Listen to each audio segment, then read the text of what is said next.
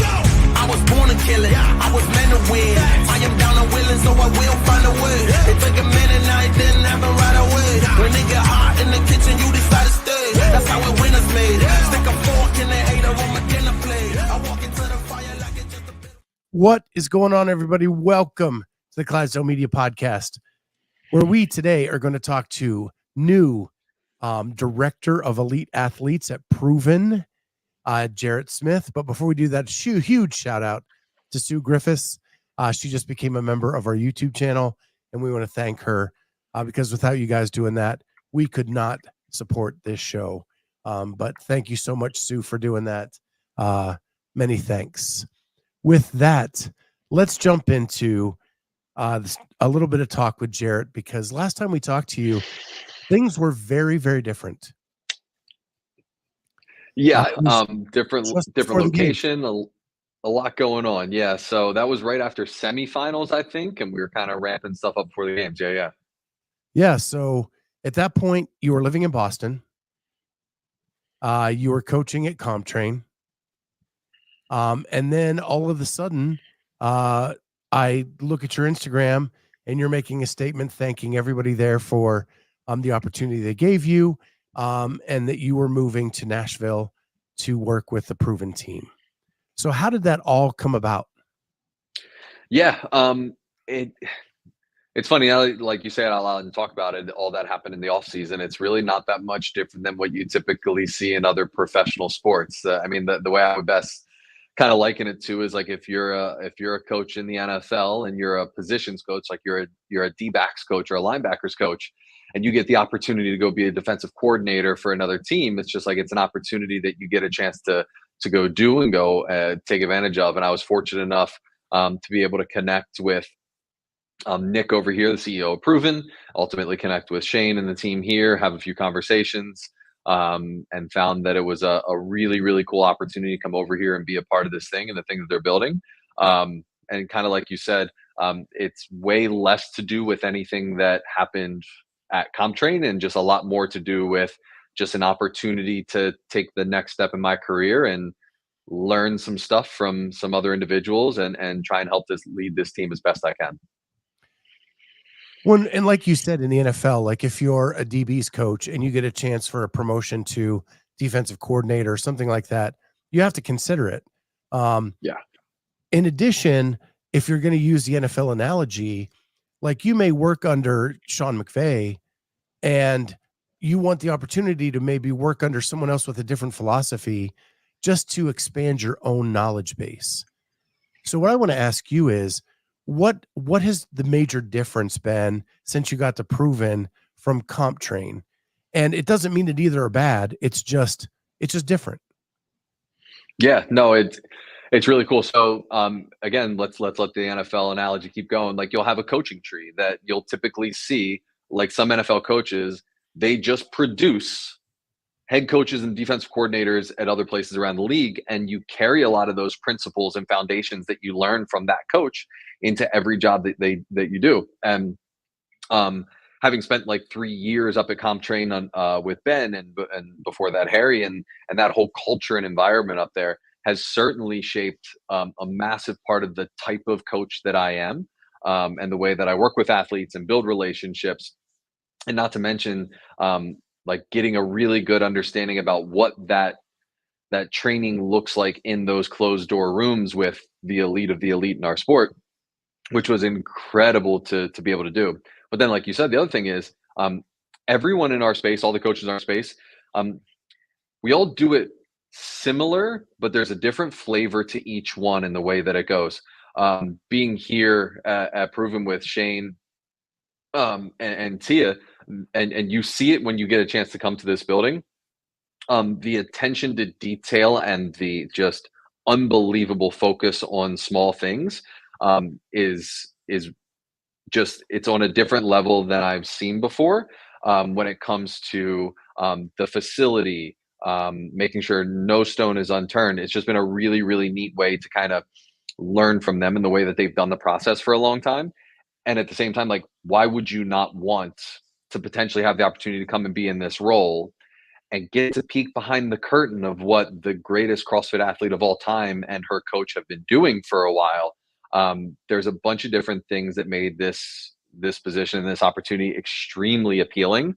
And just like you said, not better, not worse, just different. And I will forever be indebted to Ben, the ComTrain community, CrossFit New England. Like, I would not be the coach that I am today without the opportunities and the knowledge and the experience that I gained from them. And will continue to be friends with them for the rest of my career and the rest of my life. And I can't wait to have opportunities to go up there again and see them. But yeah, it's just been a really neat way to kind of peek behind the curtain and see what very few people get to see on a day-to-day basis with how they handle business here. A quick question from the chat is Proven HQ an affiliate? And I believe it is, correct? Yeah, 100%. So it is. The setup here is pretty gnarly. So it's similar to CrossFit New England in a way. It's just a little bit bigger and in a different part of the country. So we have one half of the building, which is our pro space. We've got 4 lanes of a semifinal style rig. We've got everything that our professional athletes need on one side. On the other side, we have another massive, 2 massive rigs along different ends of the wall for a full affiliate experience here. So the perception is that it could be that this is just our pro training space, but it couldn't be further from that. We have one complete separate side, and then the other side, it's not like this is it's going to sound weird to say, it's not a competitor's affiliate or a competitor's gym. It is a CrossFit affiliate that is in Berry Hill in that community of Nashville, and we just happen to have on one side of the building a couple of the fittest humans that have ever walked on the planet. It's pretty cool. So that leads me down to one of my next questions, and that is, you come to Proven and you learn that there is a microscope on everything that they do. And with that comes misconceptions. And one thing that I've found in the last couple months is Nick and Shane have been very quick to get out in front of it. They're not hiding anywhere from, and they go out, they go on Coffee Pods and Wads, they go on different podcasts to clear the air and to give their side of the story and to explain things so the misconception is taken away. What's it feel like for you coming into this environment and seeing the actions of your leaders? I love it. I absolutely love it. I couldn't agree with how it's been handled more.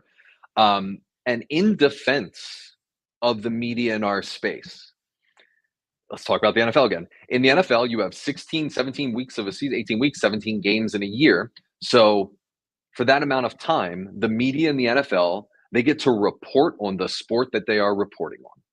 In the and then in CrossFit, and in the offseason, they'll talk about potential trade rumors, but everything pretty much goes quiet in the offseason in the NFL. Media team gets to step back when free agent season, just like now, ramps up. They start to have more stuff to talk about and go from there. Our sport is weird. Like, you guys really have maybe 4 weekends a year to really report on our sport and the things that are going on. So outside of those 4 weekends a year, if we as camps and athletes and coaches aren't available and open and transparent in what's going on in our communities and our camps and being able to hop on shows like this and talk to you guys, it's easy for other things to potentially just get spun up unintentionally, which is so cool that Nick and Shane, whenever these things do happen, they hop out, get out in front of it, have full transparency in the conversations in order to kind of squash that stuff. And I absolutely love it. I think that we always talk about professionalization of this sport. And I think a big part of that also comes with professionalization of the media and the relationship between the media and the athletes and the coaches and the camps, and like having more clarity instead of us just going behind closed doors for the majority of the season. And it's unintentional because all we want to do is build the fittest humans in the world to compete at the games. But in doing that, we basically stick our head in the sand and shut out the rest of the world. Whereas if we can be more transparent, come on shows like this, have Nick and Shane get out in front when things get spun, it allows for more transparency. It allows for people to know what actually goes on at these places instead of like wondering what's happening. So long answer of, I've loved how they've handled it. It's been very cool to see, and I couldn't agree more with how they've been handling these things. So my last compare contrast question is, it seemed when I talked to you last at ComTrain, you had a lot of autonomy with your athletes. You kind of got to program directly for them, work with them, and Ben let you loose on that. Is it Yep. similar at Proven, or is there more oversight here? It's similar, whereas each of the athletes here, they all have certain things that they need to work on and they need to touch. And then between Shane, Dwight Upshaw, one of the other coaches here, and myself, we have conversations every week and basically every day about what these days are looking like for each of these athletes, especially with us coming over here kind of in the middle of their training season. Like, it would be silly to kind of just completely upend everything and do something completely different. So we have conversations and we find the right places and ways for these athletes to be able to integrate their training together, do pieces together without feeling like they're in the gym competing against each other every single day.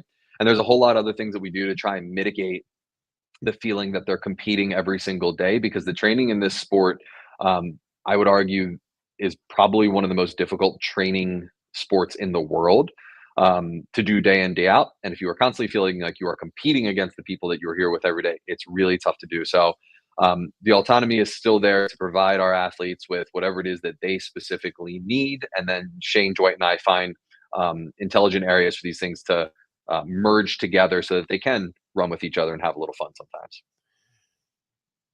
And so, how important is it for an elite athlete to have a community, just like Joe Average CrossFitter going to the gym every week?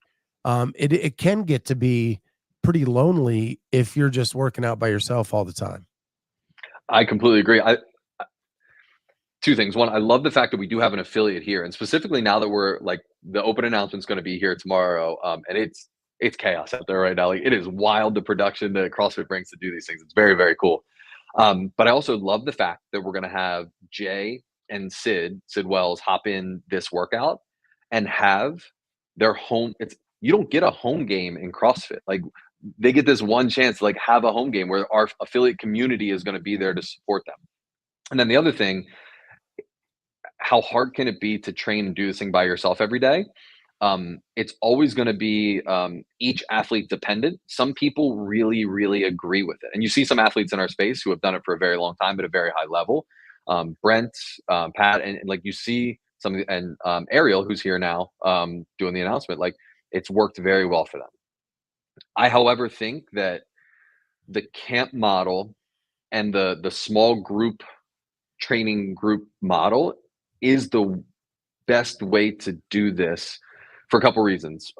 One, if you look at any other individual sport, it's almost always done in a camp setting. The group effect is real. The group effect started with a group of marathon runners, I believe, somewhere up in Boston. They came together. They found out how awesome that was, that you could pull each other along through workouts and get the performance gains from that. What we need to do here, though, is just make sure that, like I said earlier, that they are not feeling that they are competing every day. And we're doing a lot of things here for them to feel like they are supporting each other. They are pulling each other along. And ultimately, if we do this thing right and we do it well, when they get to semifinals, specifically the East, like, and the females in the East for us, hopefully they're in that last heat.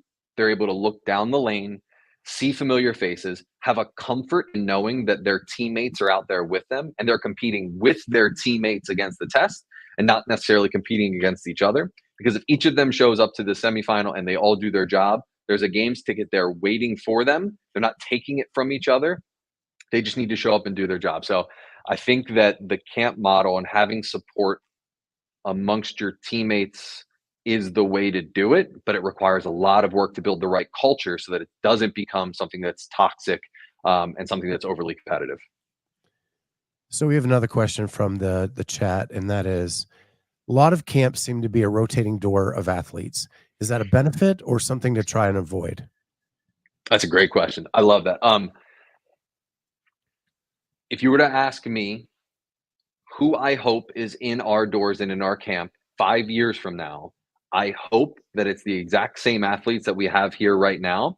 And if we have the bandwidth and the ability to add another athlete or two, if the fit is right, then that's great. But I genuinely think I would rather build the relationship with that athlete, because every year you work with the same athlete, you start to really narrow in the target on how close you can get to optimizing what works really well for them.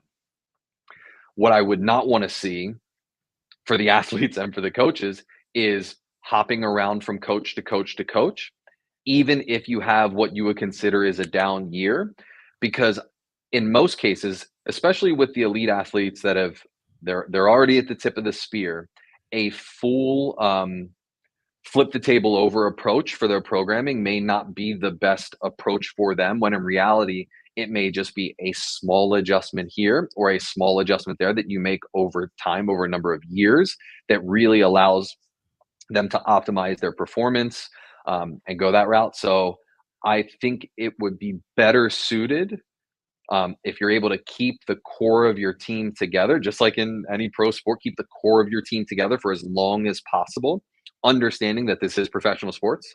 Some people are going to go and some people are going to come. But what I want to do here, I have no interest in this being a rotating door of athletes coming and going. And I have no interest of this being anything more than us being able to provide the high level of coaching and relationships that these athletes need and deserve in this sport. And we're only going to grow this camp at the rate that we still have the bandwidth and the ability and the time to still provide these athletes with what it is they need to be great at. So as director of elite athletes, is it your responsibility to make sure that all the needs are met? Yeah. So it's, yes. So in-house, it's pretty easy to do. I have conversations with these guys every day, and we have a couple of teen athletes here as well, which has been really, really fun to kind of build that relationship with, reuniting and getting to see Riley again. I worked with her years ago before she moved to Nashville, and getting to meet RJ, another really fit, talented kid here. And then on top of that, the athletes that we do have that are remote, making sure that they feel like they are paid attention to, that they are not out in the wind, because we have people all over the world. We have Calian, who's a Brazilian athlete, but he's overseas, and then Nick Matthew and Colton Merton and Olivia. So it's making sure that all those athletes do feel that they are receiving everything they need to perform at their very best. So you have athletes in your camp that are almost mythical, right? And when I say that, I'm like Olivia and Colton, right? They have gained this big following before even success on the floor, per se, right? Because of Colton and the pig farmer and the hard work and overcoming the height obstacle and all of that stuff. And then Olivia, this teen girl that like can lift a house and can do things that most teenage girls can't do. And it grows this mythical legend behind them. Coming to a camp where you have the greatest female athlete in the history of the sport, maybe athlete overall in the sport, does that help because she's been through all that stuff and can assist with kind of that exposure that you get through that? Yeah, and just to kind of reiterate what you said there, like, would be a two-time multi-sport Olympic athlete if the rules for bobsled weren't so weird for her over there. But yeah, like, she's incredible, and getting to be here and have conversations with her, and Shane, it's been really, really interesting just how, like, for being as successful and as dominant as she has been, how willing to help and be involved in conversations and be involved in the things that we're doing here, to want everyone else to be better and to want nothing but like happiness and fulfillment and longevity in their career for everyone that's here. It's a real genuine thing that you get from her when it comes to supporting these athletes and being available for any questions. And I don't think, you don't know what you're going to get from someone until you get to meet them, specifically someone who's been that dominant. I've always been someone who's thought that that level of dominance, it's hard to have that in any endeavor in life and still have some balance on the other side of that, because I mean, you hear of other elite athletes in other sports that have some demons that, because the imbalance has just been so hard, but you don't see that from her. It's really been a pleasure and a joy to get to know her and see how willing she is to be there for every single person in the camp. When you say other sports with demons, but I think we're facing it in CrossFit right now. Yeah. I think we're up to 12 or 13 female athletes that competed at the games last year are not competing this year. Yes. In the individual side. And to have someone who has been steady for so many years as your mentor and coach and whatever else other hat she wears has got to be a huge asset. It is. And what you brought up, this, it's almost like an epidemic of overstressed athletes in our sport and why that is happening. And I think a big part of it is a lot of athletes, I don't know, it's just, there's something about our sport. It's such a hard sport to train for that you have to be able to find a balance and enjoyment in what you do. I think there's so much else that you have to look at internally in order to be able to handle the pressure and stress of the daily training in our sport. And then the fact that our athletes, kind of like I said about the media, like our athletes get really, like these athletes, they get one weekend a year to do their sport to potentially make it to the game. So that semifinals weekend carries, and it carries just so much to all these people that we have to do more work behind the scenes in order for them to perform free and not feel stressed, because a stressed athlete will not perform. It will not happen. They're going to, when the margins are so narrow at these things and everyone's fit, if you are 2% down from where you feel you can be, it's going to be a fight to punch your way through. So we do a lot of work and have a lot of conversations here about properly defining success and what it means to these athletes, defining why they train, defining why they compete. And when you identify a lot of the reasons, and it goes back to the old adage, like, what's your why? But like separate that into some more specifics. And it gives these athletes something to lean on so that stress is not so overwhelming every single day that they get to a point where it's like, they just need to step away and back off. And it's just like, I hate to see good people and good athletes feel that level of stress and pressure. And I just want to help them have the tools to be able to manage it and understand it so they can continue to do the thing they love and not resent the thing that they love so much that got them into the sport in the first place. So 2 points on that. One, I believe this podcast is a semifinal podcast. We dive more into the semifinals than anybody else in the sport. Yeah, it's pretty cool. When I get to semis, I'm a nervous wreck because I've met all these people and I want the best for them. And so I can't even imagine being the person, because I'm a wreck after getting to know them all and hearing all their stories, right? The other thing is you walk your talk. And you know, I've interviewed a lot of people.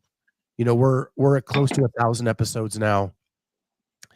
And a lot of people say the things you're saying right now. But if you go to your Instagram, when you are congratulating your athletes, and I use that term loosely, like Sid wins TFX, your post was congratulating the other 2 podium athletes and not really focusing on Sid winning. When you made a post about Lucy, not once did you mention she won the games. It was about all the other stuff around it that you were so proud of her about. And so when you're not defining success by the finish or the podium, or that, you are truly living that creed, because in your own posts and in your own life, you're not focusing on that. You're focusing on the person. Yeah. Winning is not what we talk about on an everyday basis. Winning is not the ultimate goal. Winning is not something that I'm going to look back 20 years from now and be the focus point. And then on the other side of that coin, I think it was a John Wooden quote. It's like, I won't know if I've done my job well for another 20 years. Like, I want these athletes to be able to look back on this time in their life and this experience that they got to have, and be grateful and thankful that they got the chance to do it and do it. And like me just being able to be their coach to be through it as well. And the catch to that is, if you really, really, truly buy into that, where I don't measure success based on what the leaderboard is at the end of the weekend or who's at the top of the podium, but by all the other little things along the way, and how I define success for myself and how they define success for themselves. By buying into that, you will end up reaching those big goals that you set for yourself, because it is a freeing way to go through life so that you don't have this pressure and stress. When we talk about the goals, though, and this is something that I did pull from Ben when I was up there, he said, when you have these big goals, like, don't pretend that they're not there. Don't pretend you don't want to win the games. Like, I understand, like, that would be silly to pretend that that's not in the conversation. But it's like, put it up on a shelf. Like, imagine you're in your room and you have a shelf up on your room. Take that goal, put it up on the shelf. Take a look at it every once in a while. Let it guide some of the processes and the steps that you're going to do in your life in order to kind of set yourself up for that. But it shouldn't be the thing that's in your mirror every day that's driving you, because success is so fleeting. Like, you can ask people who have won the games. That moment is incredible. But like 2 weeks after, it's just like, it's not there anymore. And you can talk to Jordan and you hear from Kobe. Like Kobe said, the process is the dream. Showing up to training every single day, that's the dream. The success is a very cool thing, but it's so fleeting, and it's not fulfilling at a way that's going to really hit you where it matters. And if you buy into the other stuff, you end up somehow, some way, getting closer to that big goal that's on the shelf up there. And I truly, truly mean that, for sure. Well, and like I said, in the example, Lucy did win the games last year. Sid did win TFX. Like, that is a byproduct of caring about the individual in more than just as a person to podium. Yeah. So I just and the TFX, like, and the TFX one, like, giving credit to the other two athletes that were there. It's just, it was Casey and Abby. Like I want them to also know, whether or not they ever see the post or they care at all. Like they should know, like, how fun it is to just get on the floor and compete. And that weekend was a competition. Like, they were haymakers left and right between those guys, like, going for it. So it's like, know that, like, just the ability to get there and compete is what allows you to go home and put your head on your pillow and go to sleep calmly. If you're first, second, third, whatever that ends up being, as long as you know that you showed up, you gave the highest effort you could, you executed well, and you were able to compete and feel like yourself, it's hard to walk away from those things disappointed. All right, let's move on to a little something a little bit different, and that is, you have a big week. Proven has a big week. Yeah. You mentioned that out there's chaos going on. CrossFit is there with their production team. It's been a crazy week, from a shift of what they were doing. Tia was supposed to be in it. Because of the wrist injury, she could not be there. My first question about that is, you're in the open. It's top 25%. Is it more important to get through the open healthy or get through it well? Yeah. I think this open probably more than others has shown a very clear, in my opinion, shift in how HQ views the open. The first two events have been extreme, and I like it. Like, I think it is for the good of the community as a whole. The first two events, from an affiliate standpoint, are so approachable and easy to run in an affiliate, since there's been no floor plans, no tape marks. Like, it is no different than you just setting up your class as you normally would. It's kind of like when it was the old five workout open days where there was no floor plans, and you can just go at it. And the movements have been extremely user friendly, where you have just the burpees and the dumbbell snatch in week one. You have the row, deadlift, and double unders. So you introduce a little skill with the double unders, but it's in a fashion where people can, like, work through a set if they don't have them to still kind of get a workout in. And then this week, I'm guessing that we'll see some more skills introduced. I mean, I feel like you have to hang from something in the open at some point, in order to, like, have this be the first qualification stage of the games. But I genuinely think that the way it's been set up, this is the leaderboard, I know we just talked about the leaderboard placement is a lot less important this open, it feels, than it has been in previous ones. With the quarterfinals, if the programming for quarterfinals stays similar to how it has been in the past, that is a clear delineation. Like the quarterfinal workouts are no joke. That is where you see the loading, the skill, the volume get to a point where what makes those athletes special starts to get on display. So it really, really is about just feeling good about giving a good effort, getting some practice videoing your stuff properly for quarterfinals, and just getting through the open clean. You train through the open and you get yourself ready for quarters. And healthy. Yes, healthy. Yeah. So like for Tia's example, it's like it really is just that. Will she be able to do the workout, whatever it is? I'm sure she will. Would she have been able to do it at the level that she holds herself to in the and like feel confident enough to give the show that she would want to give and compete on the floor? Like probably not to what the standard she holds herself. So it's really just about take a few extra days, probably get to Sunday or Monday, give the wrist a few more days, and then just be able to kind of do the workout, get through it healthy. I have an athlete. So Lucy, you mentioned earlier, for anyone that follows her, she was 15th in the world in week 1, in the world, like absolutely smashed it. And then had a massive drop off in week 2, and it's because she's sick.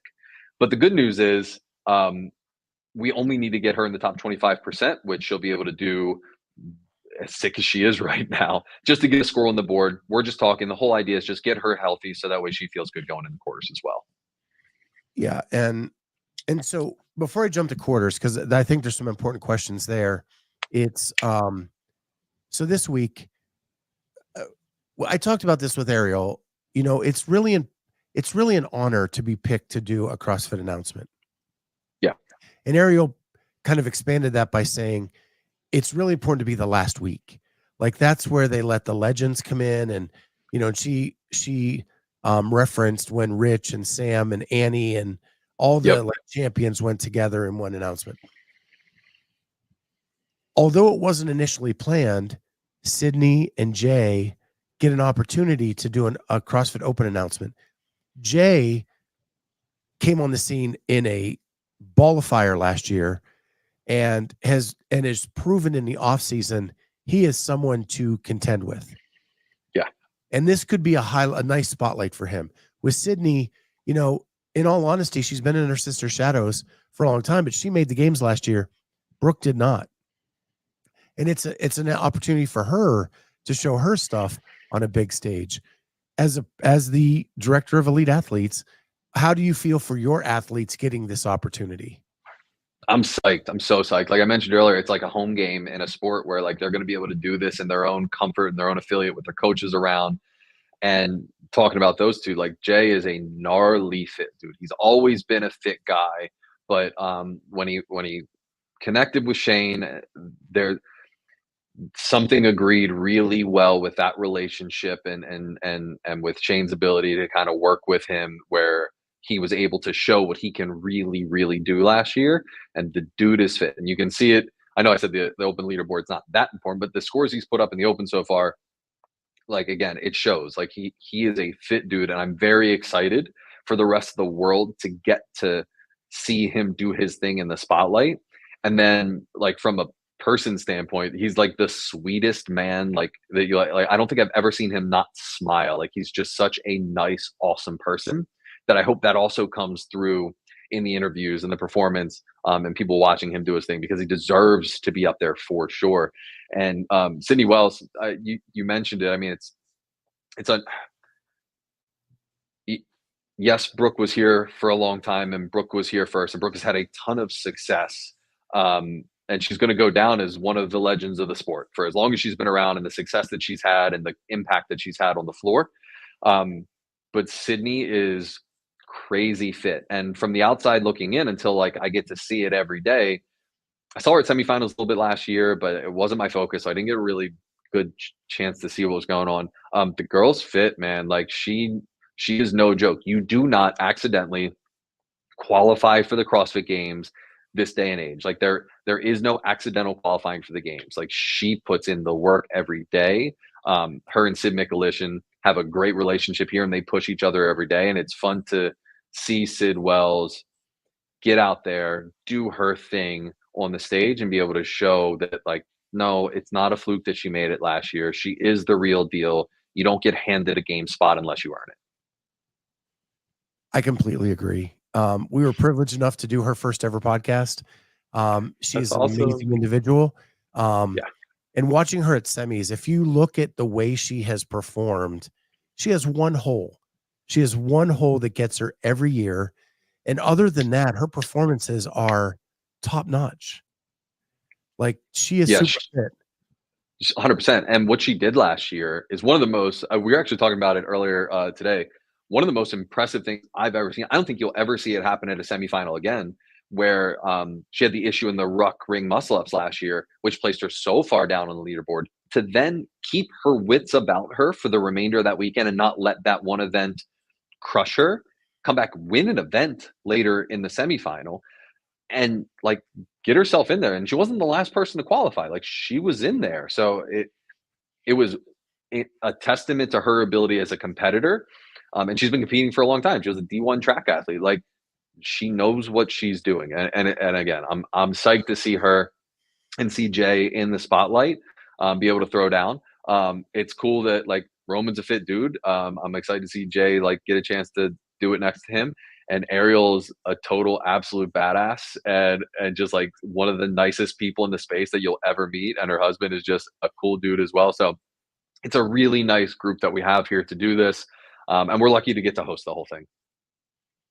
Last comment, and it's just about Jay. You know, it's a lot of people have come to the games and had a good year. What Jay did to back it up at Rogue proved to me that he's not going anywhere. Yeah. Like he is here to stay, and he's still young. Yeah, he's the real deal. And not to mention, like he's in town. He'll be here through quarters.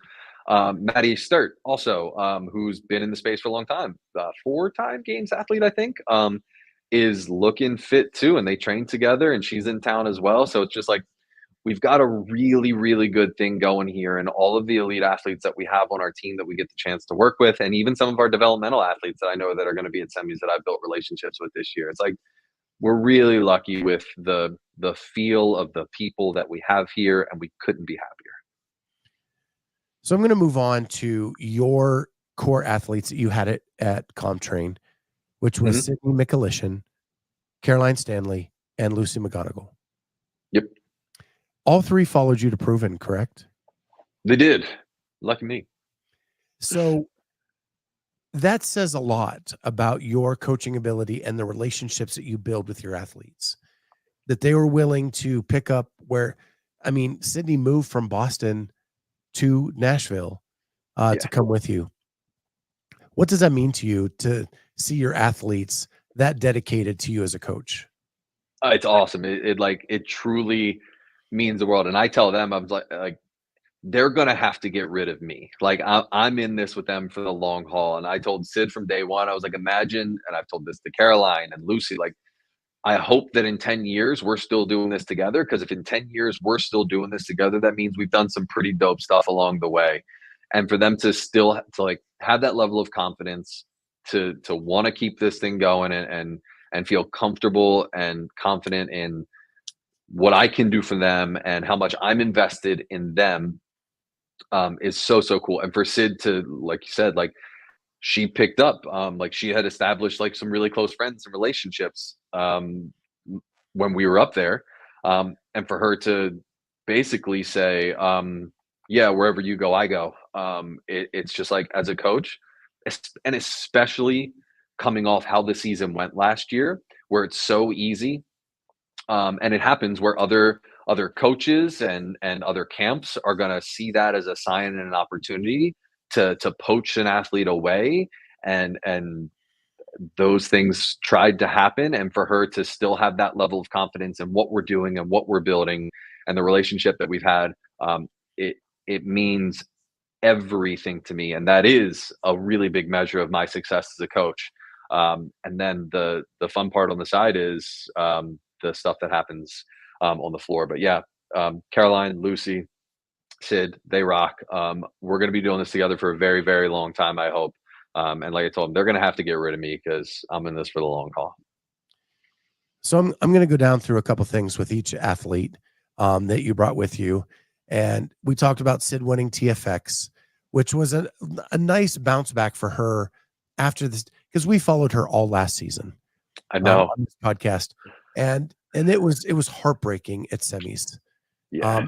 And so it was really good to see her get a win just for confidence purposes. But I was scrolling through Instagram today, and I'm going to share a screen real quick. She made a post. The knock on her has always been her running ability. She made a post today. I'm going to bring it up here of her running on an air runner. Yeah. And more than the speed, it's the form. Yeah. Like the form has completely changed. And it got me so excited about her season coming up. You as her coach, are you seeing the same thing?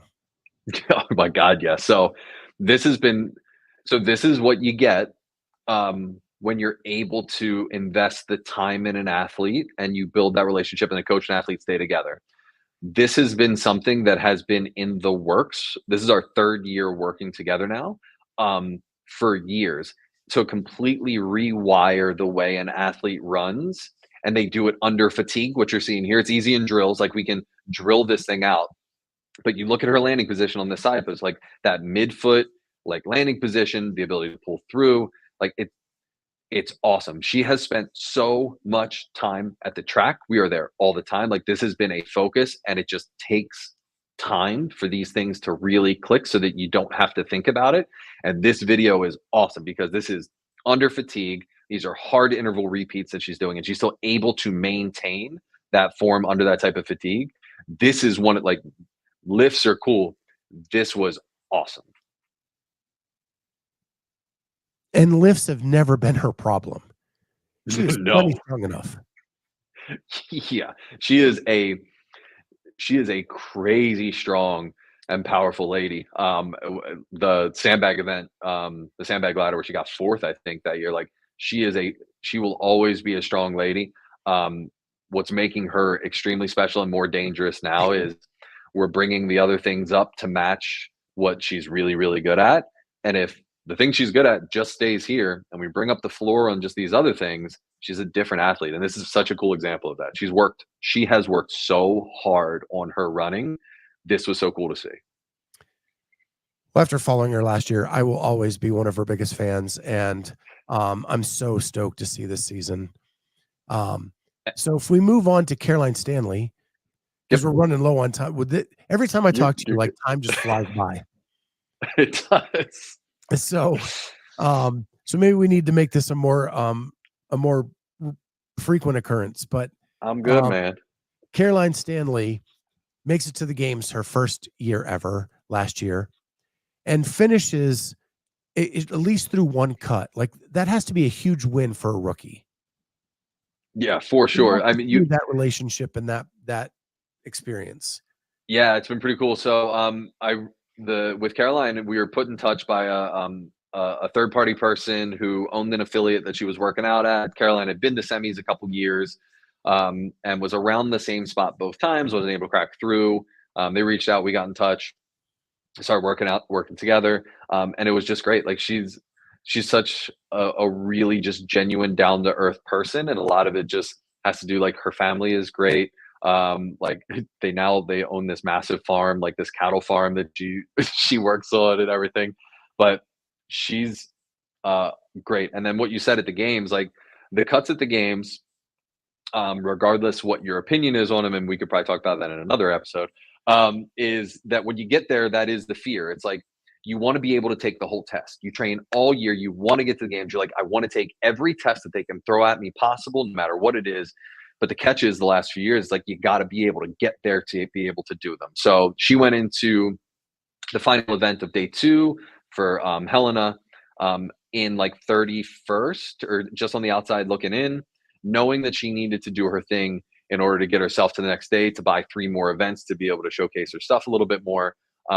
she's one of the most competitive people I've ever met in my life. And when she stepped out onto the floor for that event, I knew we were going to be in good hands. And she chased down someone in that third round and was able to pull ahead. So it was last year was really cool getting to experience that for the first time with her at semis, seeing her experience it through the games. She's a fitter version of herself this year, and she's a more experienced athlete now, which for her is really, really dangerous for everyone else. So the crazy thing for her is she's in the East, which is murderer's row if you're a female athlete. We hear about all these people that are not competing this year. Only one of them is from the East. Right? The East is not changing.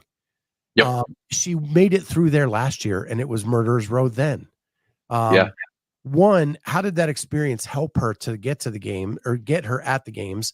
And this year, do you just kind of put that aside and just you against you? Yeah, the margins are so narrow at any competition you go to, whether it is TFX or semifinals.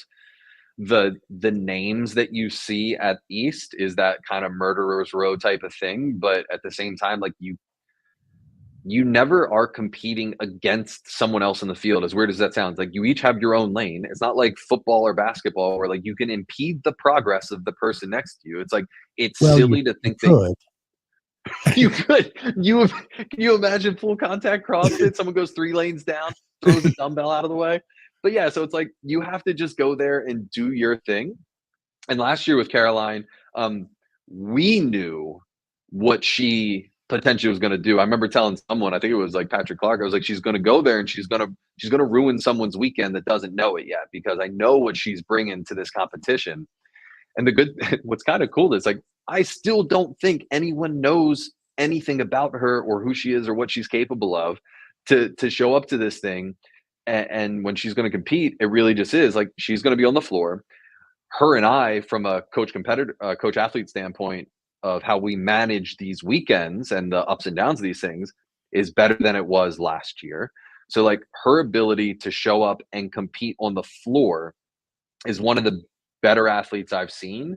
She will always compete something better than she trains it. She is a PTP or a primetime player. She shows up under the lights and gets the job done. So in this murderer's row of the East, I promise you she's going to be kind of thought about at the back end of that talent list, when in reality, like, no, she's right square in the middle of it. And she has home run potential, which is always dangerous in a semifinal. It's not every day I get to hear a Dickie V reference in the middle of a podcast. Man, I listened to so much Dick Vitale when I was growing up, calling Terps basketball games, Terps versus Duke in Carolina. Oh, that's why I love having you on. So let's move on to Lucy. Lucy is a teen athlete. If you were not paying attention at the games last year, you missed one hell of a competition in the 16, 17-year-old division with Lucy and Trista. Yeah. And Lucy prevailed. She competed in Europe last year at the semifinals, probably another murderer's row of athletes. Yeah. She's going to have to come out of that region again this year. And she's so young. So how do you like realistically set expectations for her going into semis this year? Yeah. So last year semis was 0 expectations. So that was the last semifinal of the final weekend of semifinals last year. We got to watch everyone else go. So we went into that just like, hey, I want you to just get used to being in the warm-up area and seeing Annie Thorsdottir warming up next to you and Gabby Magala and Laura. Like, just get used to being there and seeing that these athletes are in the same competition that you're in. And that was it. It was like, just go there, have some fun, and let's just get some competition experience in that stage. We learned a ton. I didn't over strategize anything for her. I let her go out there, take some swings when she wanted to. And it was just a really cool experience by the end of the weekend to go through that with her. Semifinals this year, the goal is just to be able to go and compete. I want her to be able to go there and have this more of an experience like we treated the games last year, where it is, hey, this is how we want to handle this thing. This is how we want to go in this. This is going to be our, if she qualifies through there, it's like we're able to go there and feel like we are competing the whole time, not necessarily that we are just along for the ride. However that works out at the end of the weekend is irrelevant. I mean, if she cracks through, I wouldn't be surprised. It would be cool. If not, also really doesn't matter at this point. Like, the runway on her career is so long that we're really just picking up experience points along the way. But I can tell you that it's going to be a mindset approach where she's going to show up to try and compete this year, have some fun. We're going to take measured risks this year and have a little bit more of a dialed approach of how we want to handle this, and go that route. And a quick backstop, that 1670 division with her and Tristan last year was probably the best race of the games. Like, and I know Tristan and her family from years ago, comp train before they moved up with Adam and them. It was awesome to watch. That was so fun. Yeah. Yeah. If you're not paying attention to the age groups, you're missing out on a lot. So, there are some good runs in the age groups. There are. And we were there for all of it, and it was so much fun to be there. But yeah. Shoot, I lost my track. So you have these 3 athletes all last year. And even with 3 athletes, you have to go to the East, you have to go to the West, you have to go to Europe 3 weeks in a row. And you're kind of on the run for 3 weeks of your life during semis. This year, you're now at Proven over all elite athletes. So how do you keep balance? And now you're over so many more athletes than the 3 you had last year.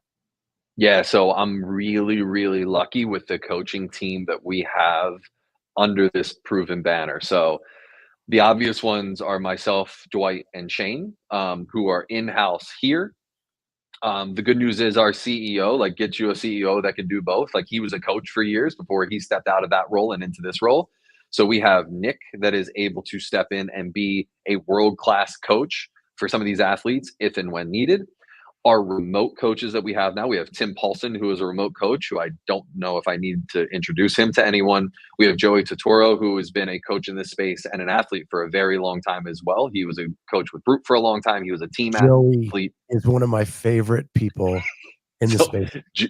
Joey is awesome. And so he has been paired up with Colton. And I'm telling you, I couldn't have found a better match for 2 people to be on this ride and this journey together, with him being paired with Colton. It's been awesome so far. And a lot of the structure and calmness that Colton is getting out of this season now, and his ability to just show up and train, is because of Joey. And Joey is, he gets it. Like, it's been such a good match.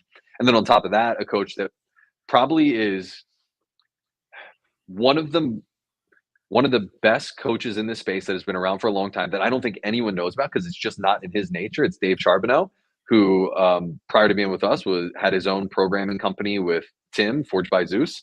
So between the 3 coaches we have here, Nick, the 3 remote coaches that we have, the bench of coaches we have here is about as deep as you could possibly find anywhere. All of our athletes reap the benefits of that, so that and this is what I talked about earlier, we're not going to grow this camp any more than we have the ability and the bandwidth to provide for the athletes that we're coaching.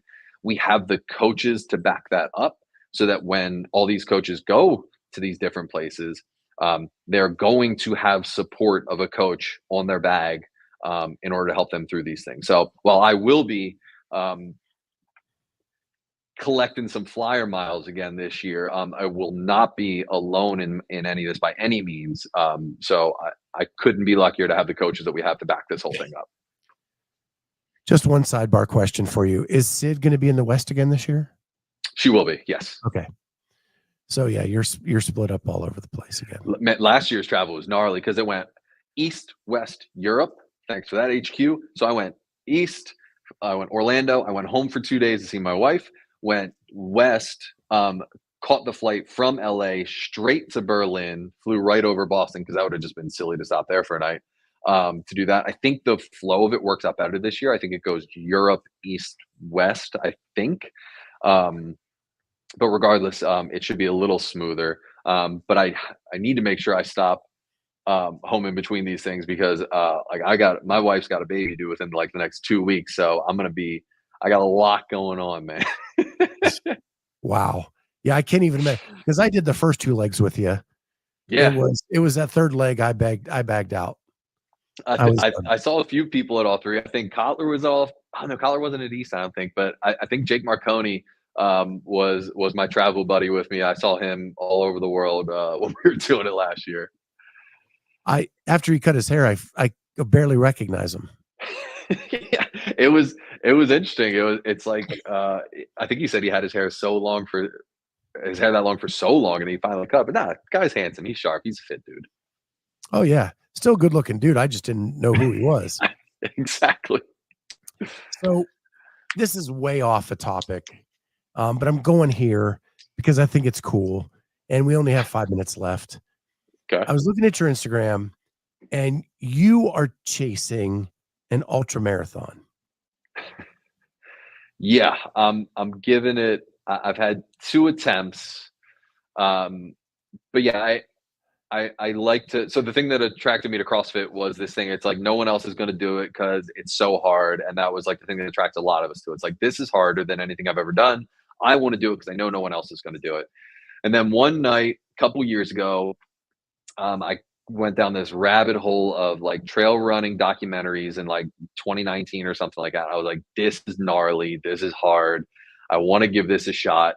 I've had 2 attempts. The first one, I kind of tweaked my leg at like mile 55 and had the withdrawal. And then I did another one up in Massachusetts where the weather and the fog, like I got lost off course and had to pull out from a time cap at like mile like 35 or 39 or something like that. But yeah, there's another one in Tennessee that I'm eyeing up in October. So maybe I'll get it done there. But yeah, trying to get one of these 100-mile races done. But I absolutely love the solitude of it, the training for it. It's a really, really cool discipline that I've had a lot of fun messing around with. So how does it work? Like you have to get through gates or you're pulled from the course?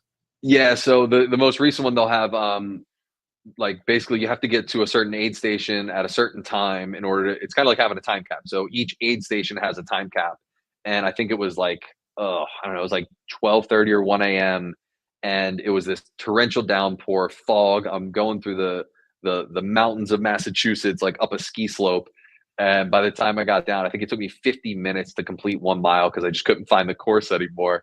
And then, oh, there I am. Yeah, that was dope. The Mid-State Massive. But yeah, it was a really cool experience. As you can see, the weather was absolutely beautiful for a New England fall day. Yeah, it was really cool. I've really enjoyed it. Since I moved here, I've been trying to find some training spots to get it done. But yeah, it's a really, really fun community. It's really, really cool. It's a lot of fun. I've enjoyed it. I can't wait to kind of dive back into it again. And now I know that my time is going to be a lot less with the kid on the way, but I'm going to figure out. My wife, she keeps telling me I have to finish it as well. So I'm going to have to get one of these things done. Kenneth says starvation try ? Starvation try. Kenneth, are you telling me to do a triathlon without eating any food? So I've done it. I've done an Ironman before in 2019. That was kind of my first exploration into long endurance sports. And that was dope. That was really, really fun. I enjoyed that. And I think that's kind of what started scratching the itch for me that found me into these trail runs. But it's been cool. And on the side note of just kind of bring it full circle, I love diving into these disciplines. I think there was a time I went like a year and a half where I just Olympic weightlifted and like dove into that hard. So I learned that discipline a lot better. Endurance sports, I have a really good understanding on running, endurance sports, fueling, all of that stuff. So all of these things, I'm basically a human lab to myself so that I can then pull some of these things, these high takeaways for the athletes at the end of the day. So it's fun for me to chase some stuff and then come here and help them as well. Corey says, dude, that sounds terrible. I'll tell you what, it's really exciting at first. It gets really hard at one point.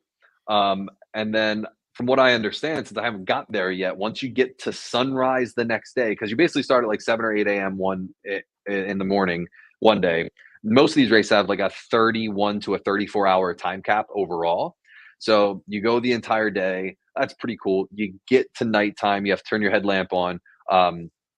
It's equally some demons and like your head goes a bunch of different ways, but it's also equally incredibly peaceful to have the solitude of just this one head beam of light is the only thing that guides your path as you go through. And then from what I understand, I'll let you know hopefully next time when you get the sunrise, you probably get this gnarly just adrenaline rush of finally seeing the sun again and getting the warmth of the sun. So it's pretty cool, man. And plus you get all kinds of new gear. I got into CrossFit also because I like buying a lot of gear. So I got like the vest you saw, I got these gnarly shoes. So it's really fun. And if the 100 is one version of that, a 50K is a 32-mile run. That is way more approachable. I know it doesn't sound like it, but trust me, on a lot of these trails, you're not running the whole time anyway, guys. As long as you just keep moving forward, you're going to be just fine. So Corey, give it a shot, man. Corey's response, 34-hour time cap sounds like, oh, no, thank you. I'll tell you what else it does, Corey. Your 20-minute AMRAP is going to seem like a lot less time all of a sudden. It changes the perspective of what a long workout actually is. So Corey looks fit too, man. What's that? Corey looked fit. I was looking at the picture you guys there. He looks way fitter than I am. So he loves you. He had been with CompTrain. His affiliate had been with CompTrain for a while. So he's been following you for a long. I actually know Corey pretty well. Oh, hell yeah. He has a goal to make the games when he turns 50. Oh, let's go, Corey. How old is he now? 46 or 47. Oh, that's dope. Yeah. So he sounds like, I love that. So my CrossFit ultimate goal, real quick here, I'm just going to try and outlast everybody. I know right now there is no chance I'm hitting it. I've seen some graphs where like the age 40 age group is where you get a little bit of a drop off. So if I just stay as fit as I am with my numbers when I'm 60, I think I'm going to be able to slide my way in there. But Corey, man, go get it. You look fit, man. And it's very, very cool. I appreciate you. 46 about to be 47. Yeah, dude, man, you look fit as hell. So I'm about to be 40 next year. So next year I'll be in the 40 age group. So Corey went to Masters Fitness Collective this year, qualified in the RX division. And I think you'll be okay with me at the bottom of the qualifications. Sure. In person, killed it. Love it. Hell yeah. Won an event and finished like up near the top in the RX division. So now it's just like increasingly get better and figuring out that online comp stuff. And it's that online qualifiers are weird, man. It's hard to go to that place in an online qualifier. Sports are meant to be done in person. You're meant to line up next to the person that you're going through this thing with. I dream of a day, especially for the elites, where online qualifiers are a thing of the past. I don't think we're anywhere near that happening. I've got a lot of thoughts on that, but get yourself in in-person competitions. That's where you really get a chance to kind of square up and do your thing. So like, and Corey's like Caroline, I was saying, PTP, man, shows up under the lights. Exactly. That is exactly how he is. So my last question to this was, how much has CrossFit helped you with these other endeavors, like diving into a triathlon, diving into these ultras? Yeah, I think a lot. I think it's helped my ability to stay durable during the training. So the training of these things is the hardest part. Like to be able to show up, put in these 1 to 4 hour training runs, to go out and put in these miles, to go up and down these mountains, because a lot of these trail runs are all about elevation gain and loss as well. I think I've never been a great CrossFit athlete, but I've been pretty decent. And I think that my ability and my history of training CrossFit has just made me a lot more durable to withstand the beating that you take when you train like a runner like that. Running, I think, is the most injury prone sport on the planet. And I think a lot of it is because everyone's very imbalanced. CrossFit has given me the absolute, and I think this is what the program was originally intended to do. It gives me the absolute best foundation that if you give me 3 months, I can pretty much get ready for just about any athletic endeavor that I would want to do. And that is what I love. So what you're saying is CrossFit is preventing injuries that running causes? That's such a weird narrative. No, that's crazy. Don't put that under my name. I wouldn't stand behind that. Absolutely, man. It's been great. CrossFit has made me more durable, better put together to withstand the training, to be able to go and do any crazy athletic challenge that I want to do, from a CrossFit competition to a weightlifting competition to an ultra marathon. You give me 8 to 12 weeks, and I can pretty much get myself in fighting shape to go have fun and do any of those things. Well, as always, Jarrett, man, it's a blast hanging out with you. Again, I only get through half my notes every time like we talk. You go down an avenue and I just go with you. I love it, man. It's been fun. I absolutely love being on here. I love being on your show. I think the just the feel and the flow and the